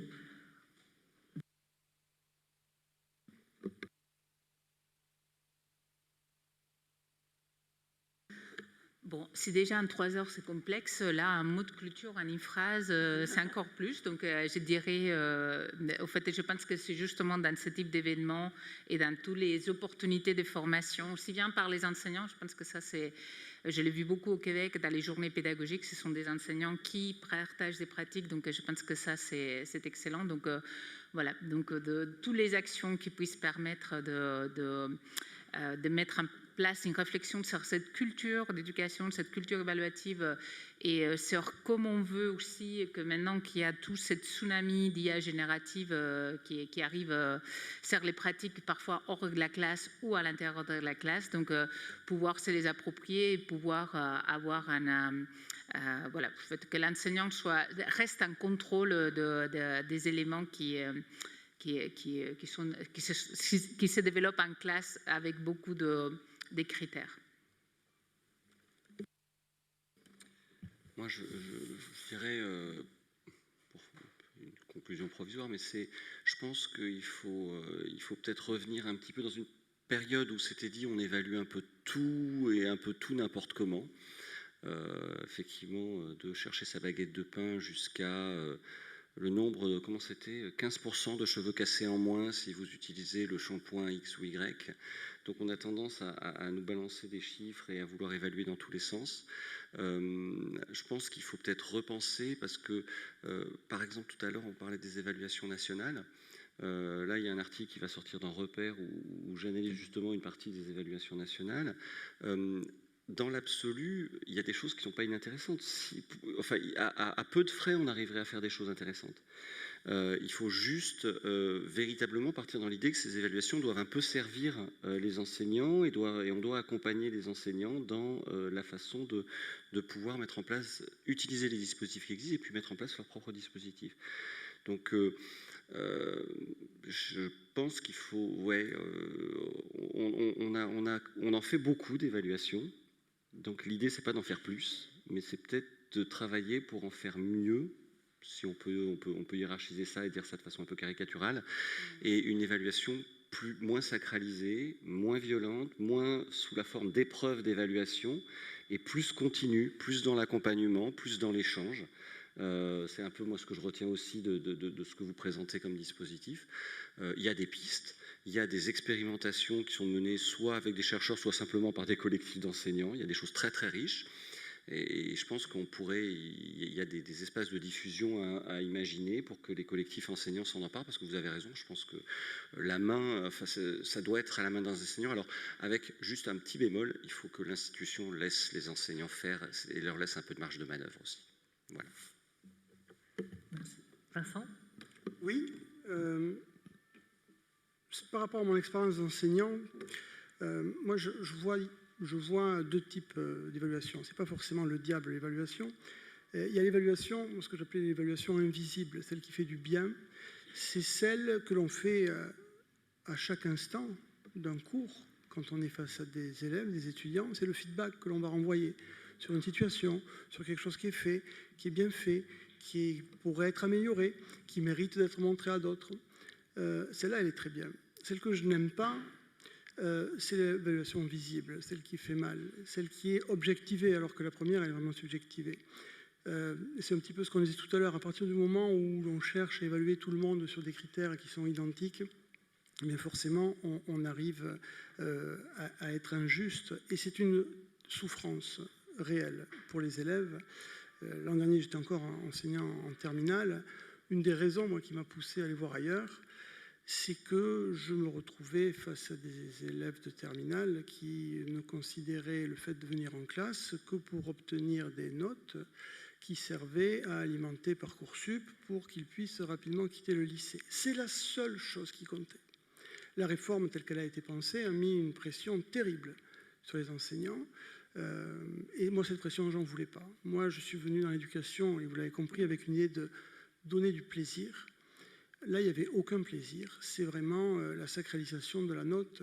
Et ça, pour moi, c'est l'évaluation qui n'est pas la bonne évaluation et qui mériterait d'être repensée. Et je pense que le genre de mouvement que vous avez tous ensemble peut permettre à faire évoluer ces pratiques si l'institution entend le problème. Voilà, merci. Merci Vincent, merci à vous trois.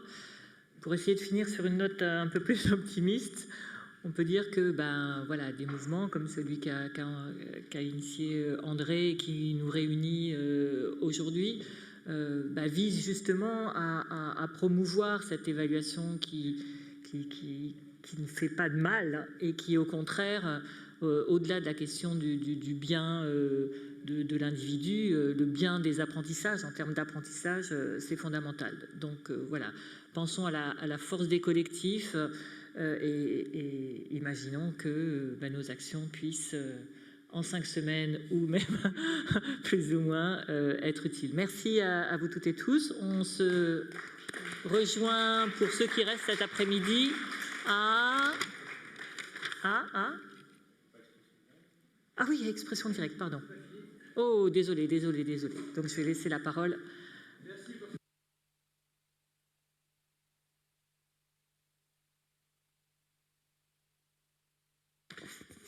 Oui, pardonnez-moi, je reprends. Effectivement, le titre de la vidéo, c'est Tableau ou tablette, la classe mutuelle de Vincent Fayet.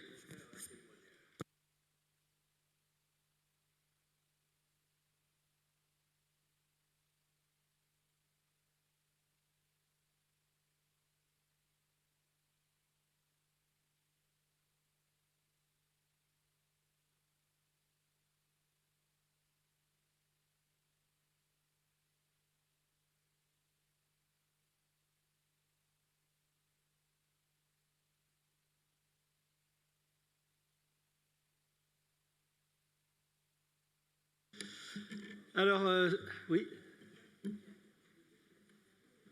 On va voir ça en fonction du temps. Soit ce matin, soit cet après-midi, en fonction des uns et des autres. D'accord. Voilà. Donc, la dernière partie de cette matinée, intitulée Expression directe au pluriel, en particulier pour des mouvements un petit peu analogues aux nôtres et qui ont des choses à dire qui sont tout à fait convergentes avec notre message. Alors, il y avait Valérie Marty qui devait passer. Je ne la vois pas. Donc,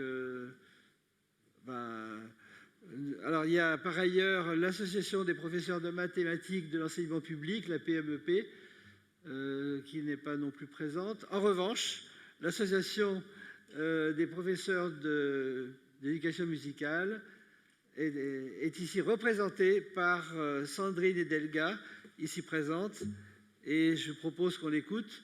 Et il y aura après, il y a Jacques Navez qui pourra nous parler de ses activités, comme il l'a fait de façon tout à fait brillante les fois précédentes, sur l'Afrique subsaharienne, je suppose. Et puis, un intervenant qui devait intervenir au dernier colloque de 2022 et qui n'avait pas pu le faire pour des raisons de timing, Olivier Quinet, professeur d'histoire-géographie et très, très inventif sur les pédagogies participatives, qui va nous dire aussi un petit mot. Donc on a un temps un peu limité, mais je pense qu'on devrait y arriver pour partir au restaurant vers les 13h et quelques, hein, c'est ça 13h15, voilà. Sandrine, merci de... Ah bah oui. Voilà. On va nous présenter l'APMU et puis son rôle dans cette association. Par contre, je ne sais pas si le micro marche. Voilà. Ça marche. Très bien. C'est bon? Ah, pardon. Ça y est, c'est fait. Alors, bonjour à toutes et à tous. Je suis Sandrine Edelga, je suis la secrétaire de l'APMU, l'Association des professeurs d'éducation musicale et chant choral. Alors, merci beaucoup à Gérard Leton pour son invitation au colloque.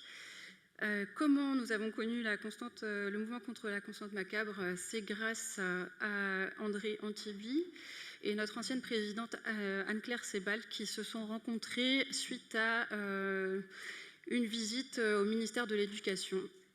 Voilà, ils ont échangé beaucoup sur la méthode que vous voyez ici, qui a été créée par André Antibi, sur comment apprendre le piano sans connaître le solfège. Des échanges ont eu lieu et c'est comme ça qu'on a connu le mouvement. Je vais brièvement parler de l'association, de ce qu'on y fait. Et puis ensuite, je m'attaquerai un peu à l'image d'Épinal du professeur d'éducation musicale parce que quand même, à part notre discipline, je pense qu'en fait, on ne sait plus trop ce qu'on y fait parce qu'on a des souvenirs d'élèves. Voilà. Et je terminerai par un exemple d'évaluation parmi tant d'autres. Alors ça va rejoindre un peu ce dont on a parlé auparavant. Je n'ai pas les mots universitaires pour ça. Moi, je suis vraiment quelqu'un du terrain. Donc, je vous laisserai faire les liens et poser des questions si jamais vous en avez après. L'association, pour faire très vite, si on arrive à... Voilà. Voilà, elle a été créée en 1946. Le président actuel, c'est Jérôme Thiebaud. On a entre 500 et 700 adhérents.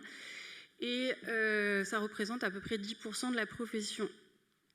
On a 3 axes sur lesquels on aime bien travailler, c'est réfléchir, impulser et agir. Alors, pour quoi faire? Faire du lien entre tous les acteurs de l'éducation musicale, accompagner les professeurs dans leur métier, mutualiser des ressources, développer l'éducation musicale dans à tous les niveaux en fait, de la scolarité, être force de proposition au niveau du ministère, surtout lors de la refonte des programmes. Je pense qu'il va y en avoir un bientôt qui va nous tomber dessus. Et mener des actions concrètes sur le terrain à travers des assemblées générales, des congrès, des rencontres territoriales. Et puis, à travers notre communication, nous avons des revues annuelles qui font à peu près 100 pages sur lesquelles on planche avec plein d'acteurs de l'éducation musicale, de près ou de loin. Voilà. Et ça nous arrive aussi de faire des enquêtes comme celle-ci que nous avons faite en 2012 et en 2022 sur l'évolution du métier de professeur d'éducation musicale. On ne voit pas trop sur l'écran, mais ce qui est entouré, c'est la partie création et débat, parce que ça fait partie des programmes de 2016. C'est les programmes les plus récents que nous avons dans notre discipline. Voilà, quelques exemples de congrès et de thématiques que nous avons traitées. S'emparer du cours, ça rejoint un peu ce dont on a parlé avant. Prendre le temps, ça aussi, c'est important. De réfléchir à cette thématique, surtout quand on est dans un processus d'apprentissage et d'évaluation. Après le confinement, repenser le collectif. Voilà. Je pense, je suis Repenser le collectif, et puis le dernier qui a eu lieu à Valence en octobre dernier, comment l'éducation musicale permet-elle d'être bien dans son corps, bien dans sa tête, bien dans son époque. Voilà, et l'action qu'on va lancer la prochaine, c'est lors de l'AG en octobre 2024 à Lille. Nous allons lancer des journées de l'éducation musicale. Et ce sera ouvert aussi aux enseignants du premier degré, parce que l'éducation musicale, ça se pratique à l'école. Et donc, sans transition aucune, c'est quoi l'éducation musicale? 2 mots importants, c'est éduquer à la musique et par la musique. Et forcément, on est présent, cette discipline est présente de la maternelle jusqu'au lycée. Vous voyez jusqu'au lycée, elle fait partie des enseignements de spécialité. Au collège, c'est obligatoire 1 heure par semaine. Et puis, on a un enseignement facultatif de chant choral. Voilà. Et donc, au lycée, 3 solutions.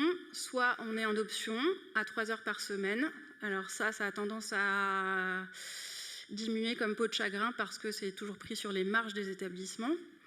L'enseignement de spécialité de 4 heures en première et de 6 heures en terminale, avec moitié pratique et moitié théorique, alors peut-être un peu plus de théorie en terminale. Et puis la voie professionnelle, qui est la filière S2TMD, qui regroupe les professionnels du théâtre, de la musique et de la danse. Voilà, ce qu'on travaille, ça, vraiment, ce sont des allers-retours entre ce qu'on perçoit et ce qu'on produit. Et donc toutes les compétences qu'on travaille, il y en a 4, elles s'articulent autour de ces 2 actions-là. Donc vous avez de la maternelle au lycée des mots-clés qui vont être étayés au fur et à mesure de la scolarité. Donc par exemple, chanter, interpréter. Si je pars de la maternelle, d'une exploration des possibles de la voix, l'élève en vient à mettre en œuvre un projet musical en faisant des choix d'interprétation pertinents, réfléchis. Écouter, comparer. Alors d'une perception, au travers de ce qu'on écoute, l'élève se construit une culture musicale, artistique, au moyen de l'appréhension de notions, de concepts, d'esthétique et de techniques et procédés musicaux qui vont nourrir la réflexion, l'imaginaire et le processus créatif. La 3e compétence, je m'attarderai dessus pour la partie évaluation après. Explorer, imaginer. Alors d'une exploration des paramètres sonores, l'élève en vient à concevoir, créer de la musique, une musique de plus en plus élaborée, en réinvestissant des techniques, en utilisant différents outils, le numérique aussi, et va même jusqu'à produire cette création et à la réaliser en groupe devant les autres et hors les murs de la classe. Et puis on a cette compétence qu'on retrouve aussi dans d'autres disciplines, échanger, partager, argumenter. Donc d'une simple expression pour commenter une production, donner son avis personnel, respecter l'avis des autres, eh bien l'élève évolue vers des débats construits et argumentés autour d'une problématique musicale et ou philosophique.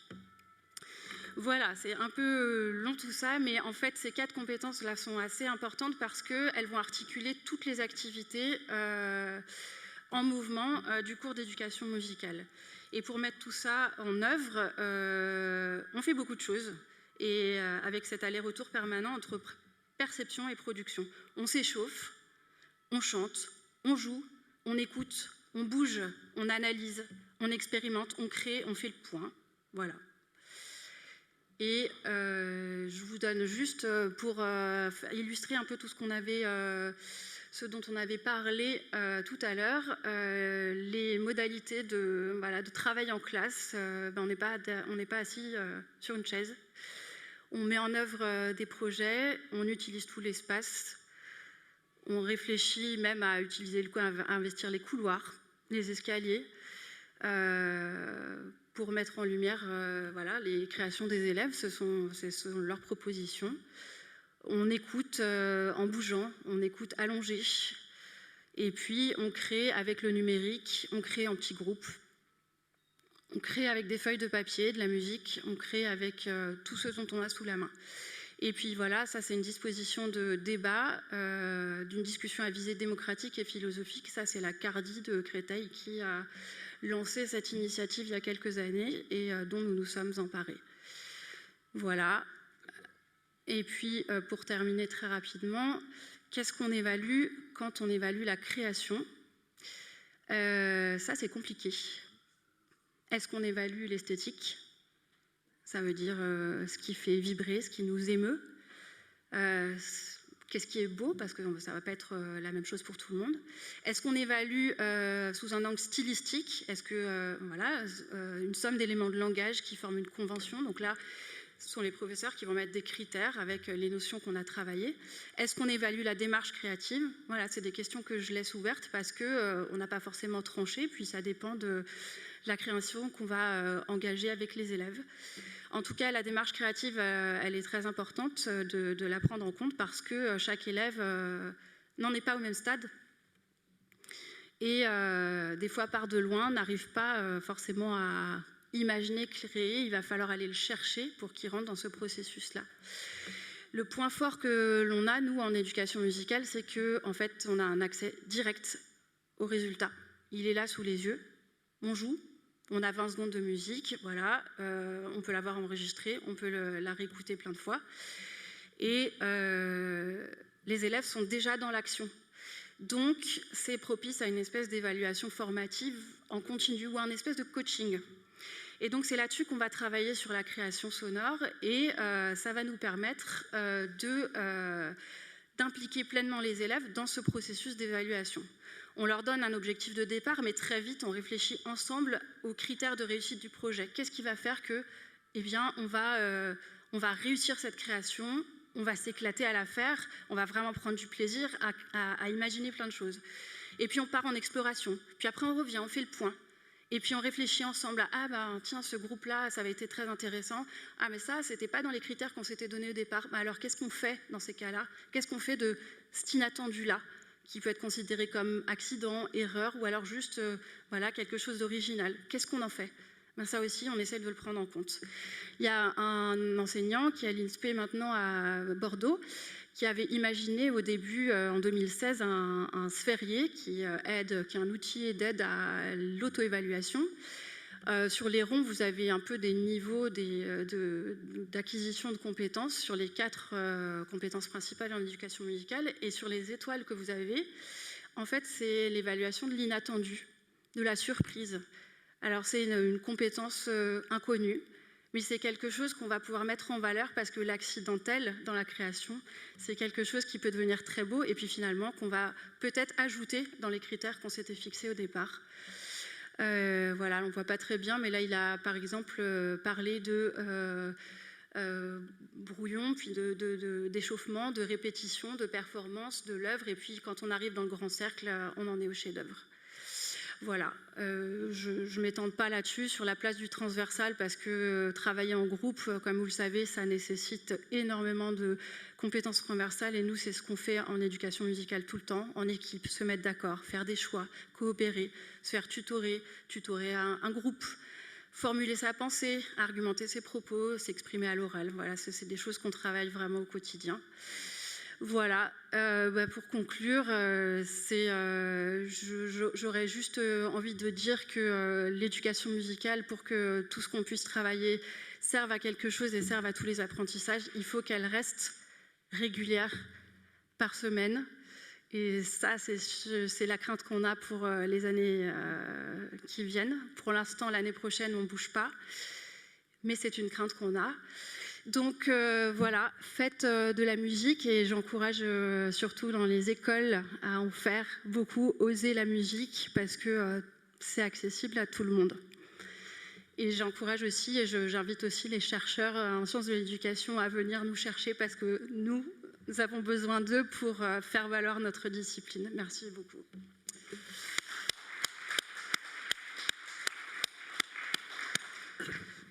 Je me prends à rêver que certaines démarches qui ont été exposées là soit transposée éventuellement dans d'autres disciplines. Et dans certains cas, ce serait pas du tout inenvisageable. Mais en tout cas, vraiment, je trouve que c'était passionnant. On aura, je suppose, le diaporama en ligne Oui, tout à qui fait. sera dans les actes du colloque. Merci beaucoup. Alors, on a l'intervenant suivant qui prend ses élèves à 13 h. Donc, je lui propose de commencer tout de suite grâce à Ludovic qui va lui passer la parole. Merci beaucoup, Sandrine. Et un grand bonjour au bureau de la PMU. C'est ça. Oui, Olivier?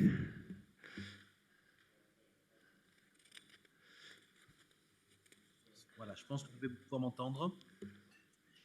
Bonjour à tous. Je suis Olivier Quinet, je suis professeur d'histoire-géographie au Collège de Montbron. Donc, je suis dans ma salle. Hein, vous avez mon tableau derrière et dans un quart d'heure, mes élèves vont rentrer. Moi, j'aurais voulu évoquer assez rapidement le travail que j'ai pu faire autour justement de la participation des élèves en classe, mais notamment la participation de leur cerveau. Je me suis spécialisé depuis quelques années sur les sciences cognitives, sur l'Académie de Bordeaux, je suis formateur, et ça m'a naturellement beaucoup interpellé dans mes propres pratiques, savoir comment l'élève arrive à être attentif, mémoriser, à comprendre, et donc améliorer son travail scolaire. Alors, je suis prof d'histoire-géographie, donc par extension prof de date et prof de département, hein. Donc la mémorisation compte pour beaucoup et depuis des années, j'ai travaillé en essayant d'améliorer tout ça par l'évaluation naturellement avec l'apport d'Antibi, notamment l'évaluation formative, avec l'apport également de tout ce qui est collaboration entre élèves, ça fait des années que je suis en îlot, etc. Mais tout ça ne me satisfaisait pas parce qu'il y a un certain nombre d'éléments qui ne fonctionnaient pas. Et c'est pour ça que je suis, grâce aux neurosciences, et une de mes collègues, Ghislaine Sauvaget, on a travaillé autour d'un cours très différent, qu'on appelle le cours à 5 temps, qui va demander une implication et une participation des élèves bien plus grande que sa simple présence dans la classe. J'ai été éduqué à l'UFM de Lyon en 1999 avec le cours dialogué, où le prof dialoguait avec les élèves. C'est très bien que ce cours dialogué est quand même extrêmement limité en termes d'implication des élèves. Et donc, la problématique à laquelle j'ai essayé de répondre, c'est comment, avec l'apport des neurosciences, on pouvait impliquer davantage les élèves. Alors, la question, c'est ce cours à 5 temps. Est-ce qu'il est possible de pouvoir partager mon écran ou pas? Le diaporama, le PowerPoint, sinon, c'est juste pour exposer les 5 temps, mais...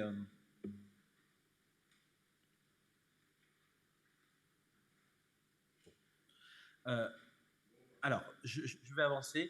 Donc, cours à 5 temps. L'idée étant qu'on sous-estime très souvent le temps d'apprentissage de la compréhension des élèves. Et donc, avec ma collègue, on commence notre cours sur une thématique qu'on peut prendre en histoire ou en géo. Là, je suis sur l'aménagement du territoire, par exemple. Donc, qu'est-ce que l'aménagement du territoire? Où je travaille pendant 10 minutes l'attention des élèves. C'est-à-dire qu'ils doivent, pendant 10 minutes, être extrêmement attentifs en ayant allumé leur cerveau pour essayer de comprendre exactement ce qu'est la notion qu'on va leur déployer. C'est un temps d'attention qui est bref, mais qui est extrêmement intense et donc extrêmement fatigant pour eux. Ensuite, à bout de ces 10 minutes d'exposition d'une problématique d'histoire-géographie, ils ont, au deuxième temps, un temps de restitution, où ils vont individuellement puis collectivement, et ça c'est intéressant d'avoir cet aller-retour entre les deux, pouvoir s'auto-évaluer avec ses pairs en face de soi, savoir ce qu'ils ont retenu des 10 minutes d'exposé. Alors, je fiche souvent une ou deux photos qui vont me permettre de support. Voilà, c'est bon. Partager. Voilà. Donc, écoute attentive, voilà, ce premier temps. Deuxième temps, le temps...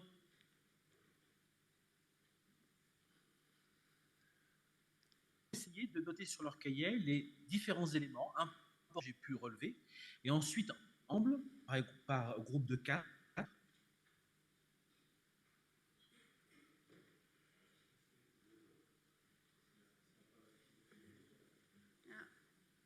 Un problème de connexion.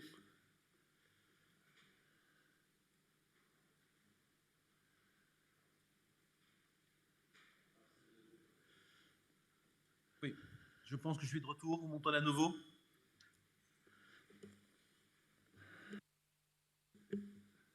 Problème de connexion entre l'hôtel de ville de Paris et le Périgord. Je repartage à mon... Voilà, est-ce que vous m'entendez à nouveau, moi? Gérard, je t'ai entendu. Donc, ce deuxième question.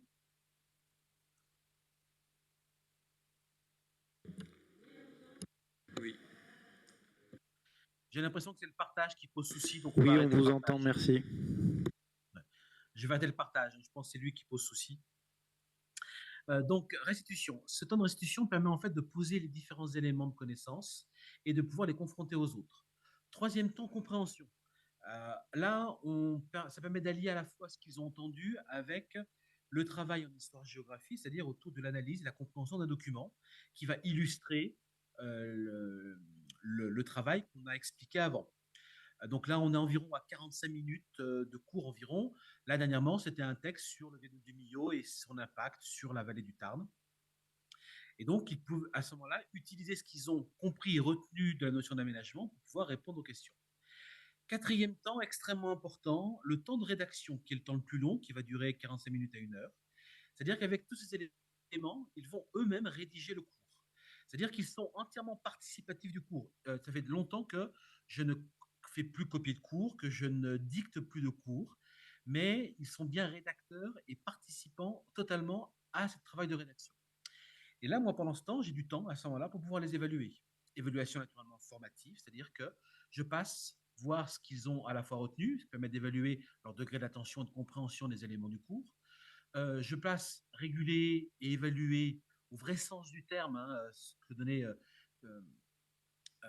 cette idée de donner de la valeur à leur travail. Et donc, je peux voir comment ils vont avancer dans leur rédaction, la maîtrise des critères de réussite.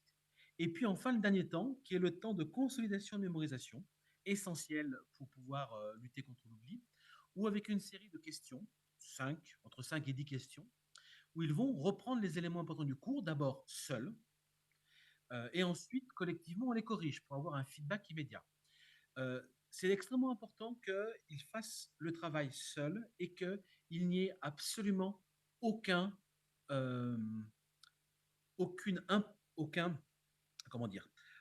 poids de l'évaluation. C'est notre contrat de confiance qu'on a entre nous.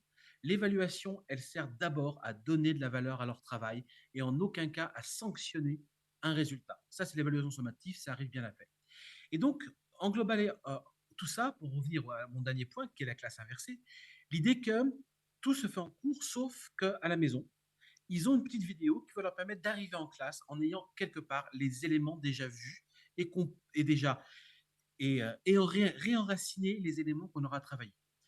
L'idée étant qu'on va favoriser la mémorisation, qui est l'objectif quand même de beaucoup de mes confrères et de moi-même, par une attention importante, pouvoir faire du lien grâce à la classe inversée et pouvoir consolider par l'implication et l'évaluation les différents éléments de connaissance. Et je crois que l'un des éléments importants du contrat de confiance qu'on va avoir avec les élèves, c'est qu'ils sachent qu'ils sont à la fois toujours évalués et que cette évaluation ne sert qu'à donner de la valeur à leur travail. Et qu'il y a des moments, par contre, mais ils sont tout à fait au courant, on va porter d'autres regards sur leur évaluation, pouvoir avoir une évaluation sommative pour pouvoir donner réellement un niveau par rapport aux autres. Mais ça, ce sont des temps finalement relativement rares par rapport à ce vrai travail qui est celui de donner de la valeur au travail des élèves. Donc voilà, j'ai d'être relativement bref sur ce que j'ai essayé de mettre en place. Je le porte beaucoup en formation, en disant à mes collègues, notamment des collègues d'histoire-géographie, lorsqu'ils m'entendent parler, en me disant, mais ça, on n'est pas capable de le faire. Alors, ce que je dis, c'est que ça fait 10 ans que je bosse là-dessus. C'est-à-dire que ce n'est pas un processus, on ne passe pas du cours dialogué ou du cours où le prof enseigne et l'élève écoute, comme on a pu faire, comme on fait encore, à un cours à 5 temps où l'élève est beaucoup plus acteur et beaucoup plus, je pense, impliqué dans ses apprentissages. Voilà, je vous remercie beaucoup pour votre écoute. Désolé pour les petites coupures. Et désolé surtout de ne pas pouvoir être parmi vous. Ça aurait été extrêmement intéressant de ma part.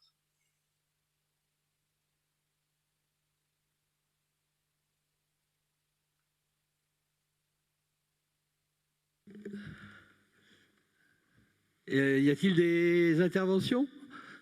Sachant que je suppose qu'on aura le diaporama, qu'on pourra le mettre en ligne dans les actes du colloque. Oui, je t'enverrai Oui. 5 diapos pour Il y a- avoir un petit appui, hein, mais Quelqu'un intervient. Bonjour, excusez-moi, Guillaume Bruelan, je suis professeur et formateur à l'INSPE de Rouen. Est-ce que vous m'entendez? oui. Alors, j'ai juste une question pour vous. Vous avez dit que l'évaluation formative, vous la faisiez pendant la séance parce qu'elle donnait de la valeur. On est entièrement d'accord. Comment est-ce que vous faites s'il y a un gap, enfin un écart entre ce que vous observez pendant le formatif et le sommatif du coup? Parce que si vous dites aux élèves qu'il y a beaucoup de valeur dans le formatif, ce qu'on entend bien, on peut imaginer que parfois il y a une différence avec le sommatif au niveau des résultats de l'élève. Comment vous prenez ça en compte? Alors, en fait, je prends toujours en compte les deux. C'est-à-dire que, alors, c'est les théories de Kettel, hein, par rapport aux compétences. Lorsque j'ai vu un élève, je prends la compétence rédigée, par exemple, puisque c'est ainsi que je vais voir, j'ai vu un élève capable de pouvoir rédiger en classe un texte en tenant compte des critères qui sont admis en troisième. En évaluation, il peut très bien se tromper. Et donc, mon regard que je vais porter au final, à la fin de l'année, sur cette compétence, va prendre en compte à la fois la capacité en classe de pouvoir réaliser sa travail de rédaction et également de pouvoir le mettre en situation avec plus de stress, qui est en situation de sommatif. Il y a toujours un mix des deux, c'est-à-dire que dans mon bulletin, c'est toujours un bilan de l'ensemble de ce que j'ai pu constater du travail de l'élève. Et je porte à la fin de l'année un regard sur une compétence, et c'est moi qui, au regard de l'ensemble du travail qu'il a fait, va pouvoir dire si oui ou non il est compétent ou pas. Ça, c'est pour un savoir-faire. Pour un savoir, il faut bien un moment pouvoir sanctionner le fait qu'il sait ou il ne le sait pas. Sachant que, soyons très modestes, pour les savoirs, tout ce qu'on peut dire, c'est qu'à l'instant T, il sait. Quand on a un peu travaillé sur les neurosciences, on sait bien qu'au bout de 15 jours, ils ont oublié les 3/4 de ce qu'on leur a appris. Voilà. Donc, c'est la seule chose qu'on va pouvoir valider, mais pour au moins dire qu'à un moment donné, ils ont su faire ou ils ont su un certain nombre de connaissances. Voilà. Mais c'est en fait, c'est toujours sur du temps long. Parce que sinon, on a parfois des écarts importants et on nous le reproche. Donc, moi, ce que je fais, c'est vraiment un bilan final où je vais positionner mes élèves par rapport à l'ensemble de leur travail. Merci. Oui, une question là, c'est ça? Oui. Parce qu'après, on va donner la parole à Jacques Navez. Très bien. Alors, c'est une question, bonjour, c'est une question très pragmatique. C'est comment vous faites pour formaliser ces épisodes d'évaluation formative en classe? Alors, j'ai un logiciel qui utilise Sacoche. Je ne sais pas si vous connaissez. J'utilise l'évaluation à la volée, c'est-à-dire que je l'ai fait ce matin, hein, c'est vraiment très très concret. Rédaction du texte sur pourquoi et comment aménager en France. Et donc, il y a des élèves qui me viennent voir, je vais voir d'autres élèves, et je marque à la volée sur mon ordinateur, hein, qui est allumé, j'indique ce que j'ai vu. C'est-à-dire à la façon, il y avait 2 items là, c'était le travail et la rédaction. Donc, je positionne un point, un niveau 4, et Sacoche, ce qui est bien, c'est que dessous, on peut facilement mettre un commentaire. Et donc, pour quelques élèves où je sais qu'il y a longtemps que je ne leur ai pas forcément donné de conseils, je rédige un petit commentaire. Alors, soit pendant la séance, parce que comme ils sont au travail, j'ai rédigé 3 phrases, ça ne me prend pas beaucoup de temps, soit après, mais en règle générale, c'est pendant la séance. Et Sacoche me permet de pouvoir imprimer le commentaire avec les quelques items que j'ai sélectionnés et de pouvoir leur faire coller sur le cahier. Et donc là, ils ont un retour qui peut être collé lorsque c'est pertinent. Alors, quand c'est très bien, mais quand il y a besoin de conseils, par exemple, je les formalise à l'écrit pour qu'ils puissent le garder avec cette exigence que chaque fois qu'on refait un texte, ce qui est relativement fréquent, ils doivent commencer par relire les conseils précédents et les appliquer. C'est partie des critères que je vais pouvoir notamment regarder la prise en compte des conseils précédents. On sait très bien quand on corrige des copies, parfois lorsqu'on fait des commentaires, on en fait des tas et des tas, et puis chaque copie, on retrouve les mêmes éléments et on recorrige la même chose. Voilà, cette façon de faire avec des allers-retours me permet finalement qu'ils prennent un peu mieux en compte les conseils qu'on peut leur donner. Voilà. D'accord. Sur une heure de cours, vous avez le temps d'évaluer tout le monde, tous les élèves de la classe? Non. C'est une poignée d'élèves. D'accord. Alors ça dépend vraiment des heures.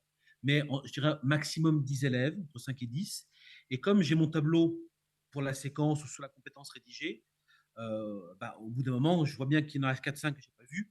La séquence suivante, je vais aller voir ces élèves-là sur la compétence. De toute façon, la compétence rédigée, que ce soit sur un C, on est toujours sur une compétence transversale. Donc, je peux l'évaluer sur n'importe quel thème du chapitre, ça n'a pas d'importance. Comme la compréhension de documents, comme l'analyse, ou même la cartographie. À ce moment-là, la cartographie historique, c'est plus rare. On en fait un peu moins, mais bon.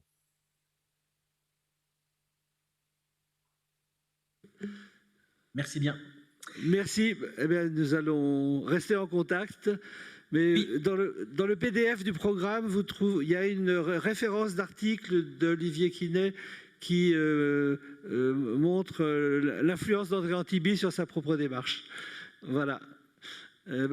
Bon cours avec les élèves dans le Périgord. Et puis, voilà, merci.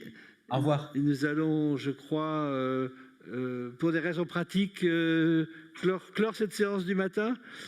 La séance de l'après-midi. Oui, pardon. Je voulais faire une petite annonce pour les personnes à qui ça pourrait intéresser. En parallèle au colloque ce matin, il y a un cours au Collège de France sur la sociologie de l'éducation par Pierre-Michel Menger, qui est sociologue du travail créateur.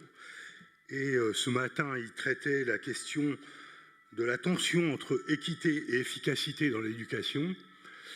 Et donc, les cours sont accessibles sur la chaîne YouTube du Collège de France. Et il a fait 2 leçons de 2 fois 2 heures sur les mathématiques, miroir grossissant des défis, des dilemmes et des défaillances du système éducatif. Merci beaucoup pour cette annonce qu'on va essayer de mémoriser et d'exploiter.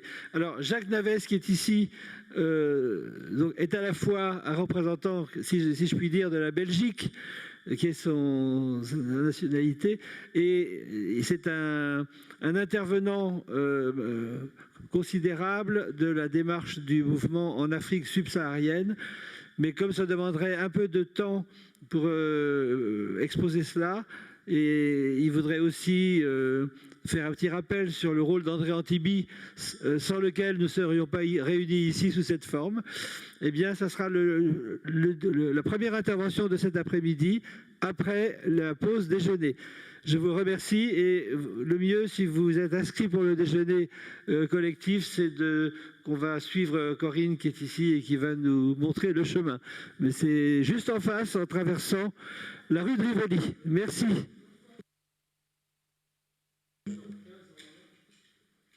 On reprend à 14h15, c'est ça?